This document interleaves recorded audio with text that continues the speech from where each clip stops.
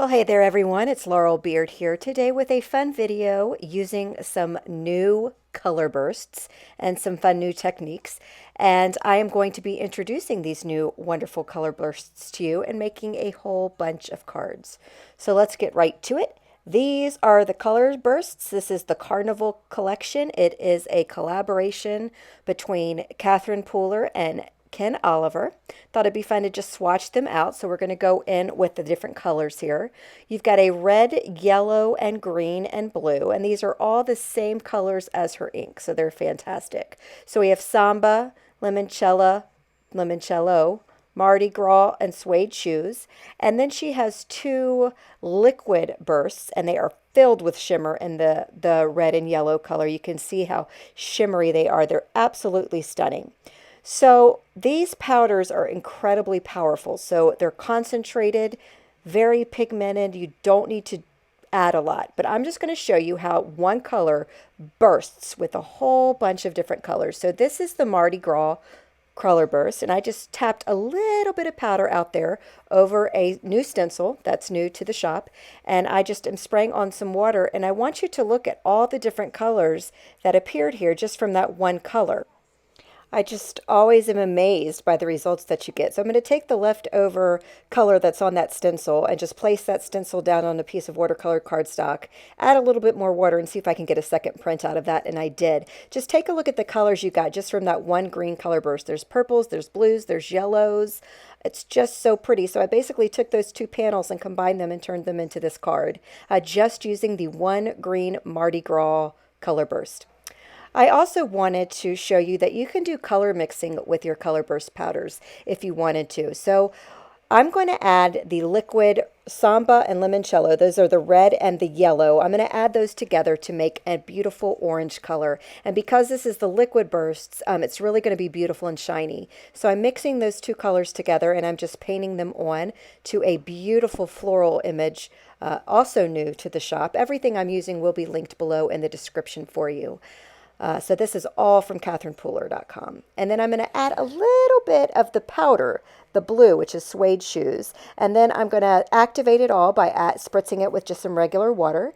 Then I'm taking my cardstock. Every piece of cardstock that I'm using in the video today is watercolored cardstock. Anytime I introduce any kind of water techniques, it's watercolor cardstock all the way. So I'm giving it a good press, and then it's just beautiful. I'll show you a close-up of that in a minute. I wanted to get a second print on there, and so I'm going to add some of that green, the Mardi Gras. Again, spray the water just to activate the powders and get them moving onto the stamp, and then I'm going to press my cardstock onto that stamp. And here's a look at these two backgrounds here that I got just from painting on with the color bursts. So I did a little bit of color mixing with the liquid bursts and then added some of the powder. But let's try creating our own custom colors with the powder. So that's the green and the blue I just added together. Now I'm going to go in and add the blue and the red together. A little goes a long way, so keep that in mind. I tend to just tap the bottom of the powder. I just tap the bottom for it to come out. If you squeeze, a whole bunch is going to come out. So then I've gone ahead and mixed all those powders together. Oh, and the last one was the green and the yellow, by the way. Now, if you do this on your own, give yourself some space in between the colors that you're mixing. I did mine too close together, so everything's just kind of running together. But I'm going to make it work. But, theoretically, you probably should space that out a little bit more. So here I am going on and just painting on the different colors of the background. So I created a green. Yes, there already is a green in that collection. But this is like a different shade of green. The blue and red created this beautiful deep purple. And then we've got a blue going on, almost like an ocean blue. But then as I drag that blue that I mixed down into the green that I mixed, I'm getting this beautiful turquoise color. So there's a whole lot of possibilities and custom unique colors that you can get just from mixing the powder colors that you receive in your kit together.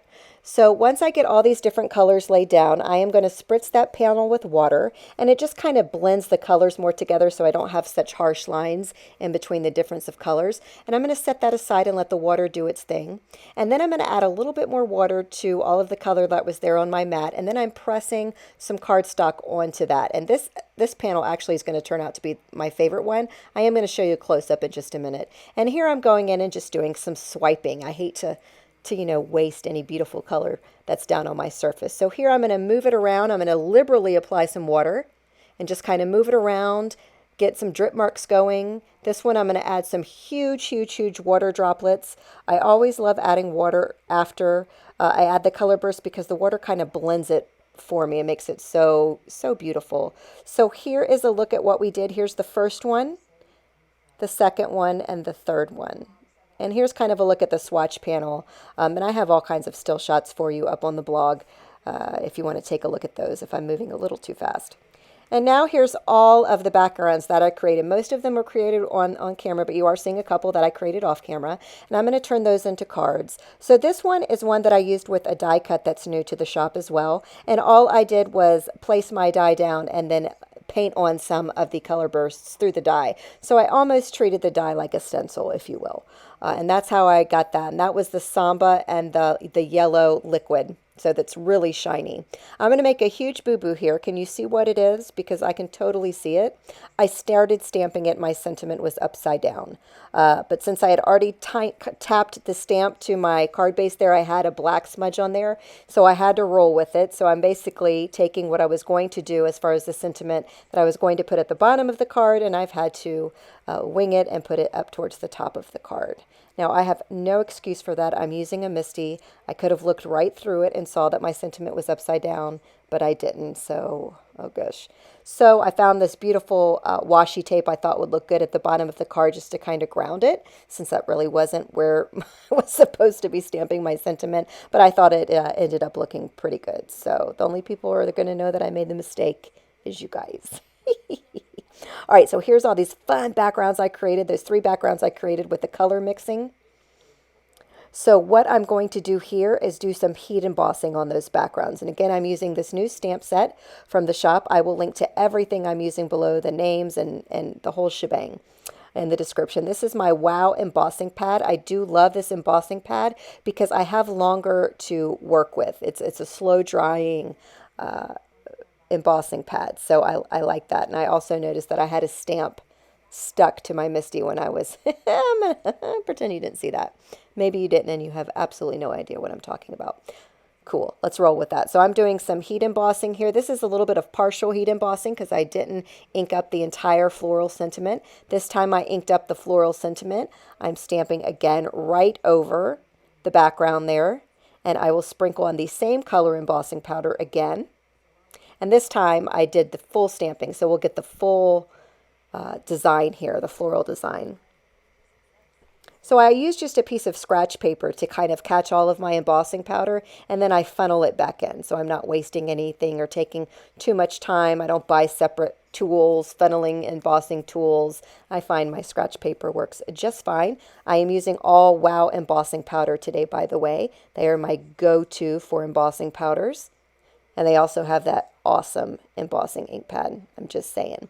All right, so here's a look at these 3 panels I just created. And yeah, right? So here's a look at the finished card. I just used some sentiments from older Catherine Pooler stamp sets and created these 3 cards here. Didn't want to do too much because the background from the color burst powders and then also the added element and texture of the heat embossing was really all these cards needed. Here's a couple of other finished cards I made as well. This is the one where I used the die cut and used it basically as a stencil. And here's one where I just kind of painted on some color burst and just did some very simple stamping over the top. That again was the liquid color bursts from the pack. So those have all that beautiful metallic shine in them. It's so pretty. So yeah, so I hope you enjoyed today's video. I'm a little bit rusty. I'm getting back into the world of stamping and getting my videos on my channel back. I moved from Connecticut to New York and it's been quite a process, but I think I'm back. I hope I'm back. Thanks for joining me today, you guys. I'll see you next time.